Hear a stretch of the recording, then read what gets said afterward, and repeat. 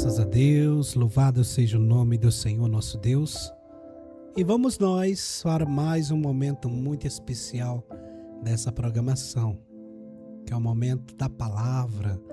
Para quem não me conhece, me chamo Josnei Melo, sou o diretor dessa programação, desse projeto de evangelismo através da rádio.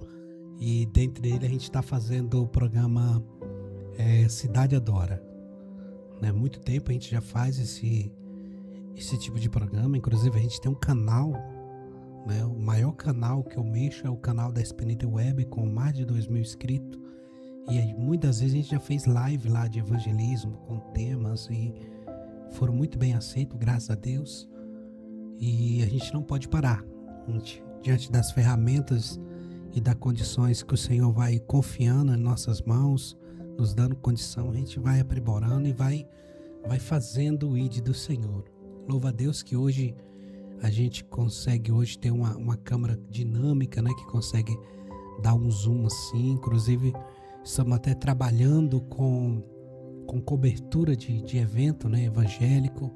A gente consegue entregar aí uma qualidade boa fazendo a cobertura do evento. Não é gratuito, mas a gente consegue entregar aí para os nossos contratantes algo para ir registrar o momento e ficar cravado na história. No momento da palavra de hoje, eu quero chamar a sua atenção, porque nós vamos meditar num assunto muito alarmante, verdadeiro, mas que muitos ignoram o alerta que tem sobre essa declaração. Hoje nós vamos falar de uma afirmação do Senhor Jesus que está em João, capítulo de número 10, e no seu respectivo versículo, o versículo 30. O Senhor Jesus teve a ousadia e a certeza de afirmar que ele e o Pai eram uma só pessoa. Imagina isso aí. Imagina que declaração diante do discípulo, diante da multidão que o seguia, que o acompanhava. O Senhor Jesus vira para aquela multidão, para aqueles que estavam em sua volta, poder escutar dos lábios do Senhor Jesus, na sua fonática, né? Na sua fonática ali, nas suas declarações: eu e o Pai, nós somos um. O Senhor Jesus faz essa declaração. Pois bem, essa declaração, ela traz uma certeza para a nossa vida. Enquanto muitos procuram meios e vários caminhos para chegar até Deus, o próprio Senhor Jesus firma com todas as letras e convicção. Ele diz nas suas declarações, no Evangelho está escrito, o Senhor Jesus diz: eu sou o caminho, eu sou a verdade, eu sou a vida. Ou seja, o caminho para quê? Todos aqueles que desejam ir para o céu, Jesus se declara ser o caminho. Todos aqueles que estão fugindo da mentira em busca de uma verdade, o Senhor Jesus declara: eu sou essa verdade. E todos aqueles que querem continuar a sua vida, não ser vencido pela morte, não consumar a sua história no espírito da morte, na ação da morte, que está em busca de vida, o Senhor Jesus diz: eu sou a vida. Ele diz: eu tenho vida e vida em abundância. O que é ter vida em abundância? É ter vida em eternidade. É vida que não tem fim. É vida em longevidade. Existe essas preocupações humanas, e diante dessas preocupações humanas, dentre elas tá essas que a gente já falou, que é um caminho, né, que conduz a uma salvação, a uma libertação, a uma vida com o sobrenatural. O Senhor Jesus diz: eu sou esse caminho. E aqueles que estão em busca da verdade, o Senhor Jesus diz: eu sou essa verdade. E quem quer viver em eternidade, quem quer ter vida, eu sou o caminho, a verdade, eu sou a vida. Palavras do Senhor Jesus. No livro de Isaías, no capítulo de número 43, o versículo 11, o profeta escreveu na primeira pessoa: Eu sou o que sou, e fora de mim não há outro. Diante dessa declaração profética, nós pensamos que desde o princípio do mundo, o mundo ele entra em choque, várias forças tentam tomar ocasião para se apresentar como alternativa para o ser humano. Diante disso, você, quando lê os relatos bíblicos, né, ali que fala que os filhos de Deus e os filhos do homem se envolveram e vieram a nascer ali gigantes, né? O relacionamento da filha dos homens com os anjos caídos deu ali aquela dimensão, né, de linhagem que suscitou posteriormente na ação de Deus em mandar o dilúvio, porque o mundo estava numa situação perigosa, cheia do pecado, com seres com força além da força de um ser humano, porque era uma mistura, né? Foram feitas ali uma mistura, um envolvimento do Filho de Deus. Quando fala Filho de Deus, são criaturas que veio de uma posteridade, né? De uma posteridade muito inferior à do ser humano, se envolveu com a filha dos homens. E há relatos que esse relacionamento insultou em ensinamentos de entendimento de coisas que estavam além da capacidade humana. Então gerou-se aí uma inflamação no mundo que resultou naquilo que nós já falamos, que Deus derramou água, o dilúvio sobre a terra. E se você estudar um pouco sobre o dilúvio, você vai entender que coisa, né? Que coisa extraordinária. Mas antes do dilúvio, antes da consumação do dilúvio, você vai ver que Deus levantou a família, Noé, que começou a fazer uma arca. E essa arca, ela já é um sinal de alerta, porque no surgimento da construção da arca, as pessoas, é óbvio que ela via o que estava sendo feito e começava a se perguntar: para que isso? O que vai suceder? Quem te ordenou? Quem está te bancando? Então Noé ia dando as declarações, né, o que ia suceder sobre a humanidade. Olha, o Senhor me visitou, mandou fazer essa arca para salvar a humanidade. Se você crê, então vem me ajudar, vem participar, vem para dentro e nós vamos ser salvos. Então ele foi tido como louco e ele anunciava que esse dilúvio ia acabar com a humanidade da forma que acabou. Só que o povo não deram crédito, o povo não acreditaram. Então ele salvou só a sua família e os animais que ali foi designado. Essa é a história que está na Bíblia. E o Senhor Jesus, esse que a gente começou falando, ele diz que a história haveria de se repetir como os dias de Noé, que muitos ouvirão sobre a verdade, mas vão ignorar, achando que tem tempo, achando que tem controle da vida, ignorando o chamamento do Senhor para vir viver na sua presença. Por que para muitas pessoas é tão difícil vir viver na presença de Deus? O próprio Senhor Jesus declara, a gente começou lendo o versículo 30 de João capítulo 10, que ele diz: eu e o Pai, nós somos um.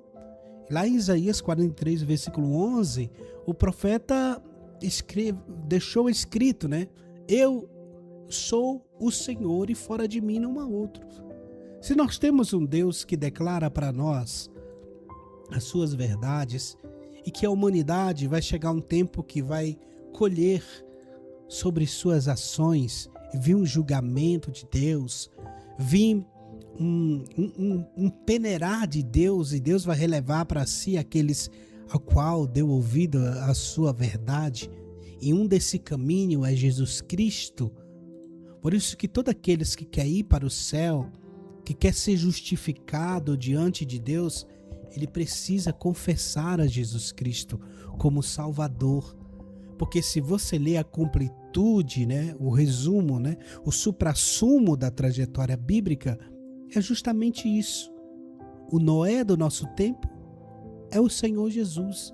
No tempo do Egito, lá que o povo estava escravo do Egito, Deus levantou Moisés. E tantos outros tempos na história, Deus foi levantando alguém para lhe representar. Mas a manifestação de Jesus é algo extraordinário para a humanidade. Querido, eu não sei, eu quero perguntar para você. Você crê que o Senhor Jesus se manifestou? Você crê que ele nasceu de uma virgem escolhida por Deus, da linhagem de Davi? Você crê que ele teve a trajetória que teve? Chegou aos seus 30 anos de idade, começou o ministério, convocando os 12 discípulos. Alguns se perderam, outros não entenderam, mas o Senhor Jesus não abriu mão dessas pessoas até que ele se converteu, servindo a Jesus. O que muitos, às vezes, se decepcionam com as pessoas, não têm a paciência de esperar o agir de Deus. Se você olhar a trajetória do discípulo, Pedro recebe do Senhor Jesus uma afirmação: Pedro, apacenta a minha ovelha. Sobre esta pedra eu edificarei a minha igreja. Sobre que pedra? Sobre a declaração de Pedro. Que ele era o Filho de Deus. Que ele era o próprio Deus. O próprio Pedro, que outrora estava pronto a brigar, a desistir da convocação que o Senhor Jesus fez, o Senhor Jesus não abre mão dele. Você relembra que ele vai e volta a pescar e o Senhor Jesus, depois de ressuscitado, vai ali atrás de Pedro. O Senhor Jesus não desiste das pessoas, mas nós seres humanos, muitos de nós, às vezes movidos pela ferida, né? pela ofensa que sofremos, pelo descrédito, pela falta de fé, queremos ter juízo sobre alguém, e isso é errado. O Senhor Jesus, ele não desiste. Às vezes as pessoas que muitos de nós talvez não engolimos, digamos assim, né, numa linguagem popular, não aceitamos, não queremos ter por perto, normalmente é a pessoa que vai fazer a diferença em Deus, na nossa vida, na nossa comunidade, através de tudo aquilo que nós possamos imaginar. Moisés era gago, não sabia se expressar, voltou para o Egito para poder fazer algo extraordinário. O Senhor Jesus não era o mais desejado entre os homens, nem por aparência, nem pela sua profissão, mas era o Filho de Deus com a missão de nos salvar. Olha que ele executou com perfeição. E se o Senhor Jesus é tudo isso revelado na Bíblia, nós ainda vamos duvidar ou até mesmo procurar outros meios e rudimentos e caminhos? É óbvio que não. Não será prudente da nossa parte ignorarmos o chamamento do Senhor. Uma das coisas de maior privilégio para o ser humano é ter o privilégio de servir a Deus.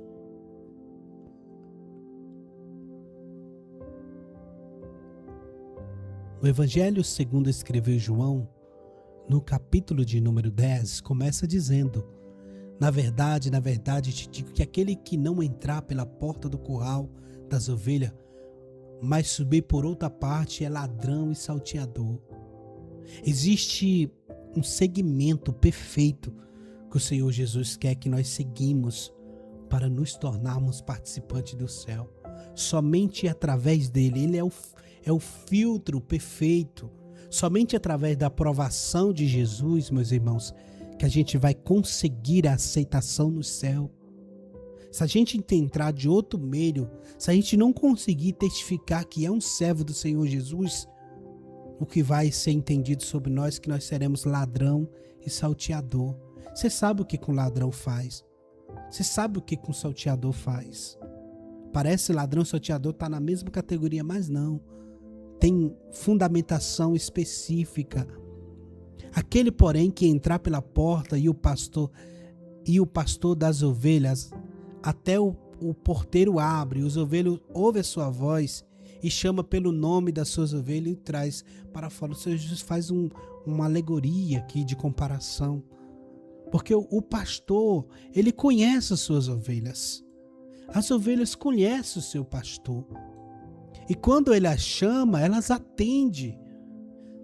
E como você diz, ou nós podemos dizer que conhecemos, que servimos a Jesus, se Ele nos chama para fazer algo e a gente diz não, a gente ignora, a gente tenta encontrar outros rudimentos para poder levar uma vida dizendo que servimos ao Senhor.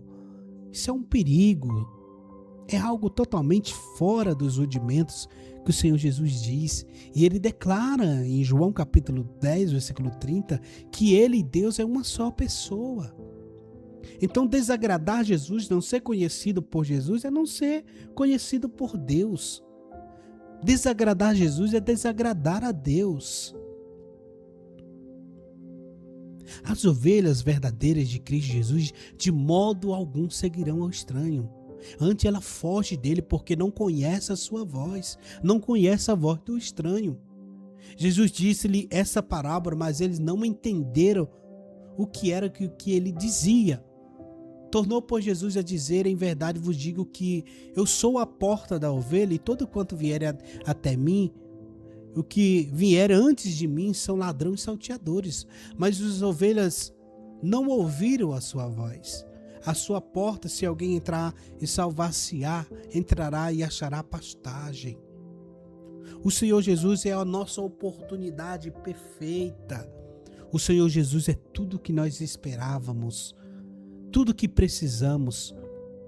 Ele diz no versículo 11: eu sou o bom pastor, e o bom pastor, ele dá a sua vida pela sua ovelha. A maior prova de que o Senhor Jesus é o bom pastor é que ele se entregou na cruz do Calvário para salvar, para resgatar a vida de todo aquele que viera crer no seu nome. Mas os mercenários, o que não é pastor, de quem não são ovelha, vem um lobo e deixa as ovelhas e foge. E logo o arrebatará e desprezará as suas ovelhas. Quando você confia sua vida a rudimentos ou a pessoas que não têm o Espírito de Cristo, ela lhe abandona. Ela vira as costas e fica torcendo para que as pessoas fracassem. Oh, que perigo! E a gente finaliza dizendo: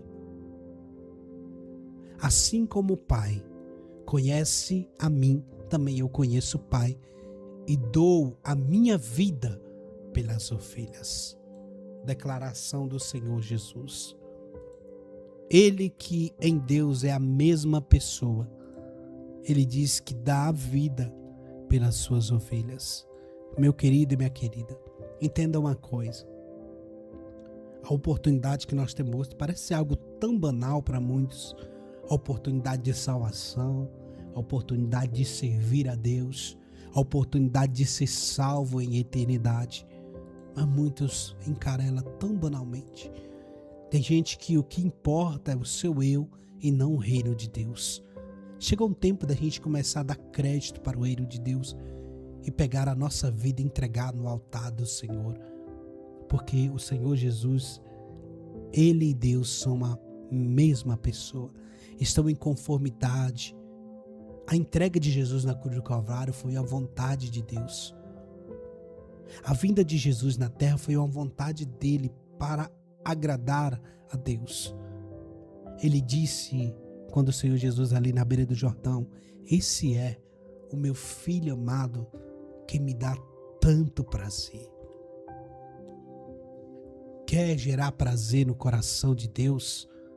Lhe obedece. Dê ouvido à sua voz. Empresta o seu coração ao Senhor. Confia nele e o mais ele fará. O Senhor tem poder de fazer coisas extraordinárias através da fé, através do crer no nome de Jesus. Amém? Ore comigo e nós vamos finalizando por aqui. Bendito Deus e eterno Pai, no nome de Jesus eu levanto a minha voz a Ti, clamo ao Senhor, invoco o Teu santo nome, crendo em Sua maravilhosa graça. Seu Deus, no dia de hoje nós Te glorificamos e acreditamos em Cristo Jesus.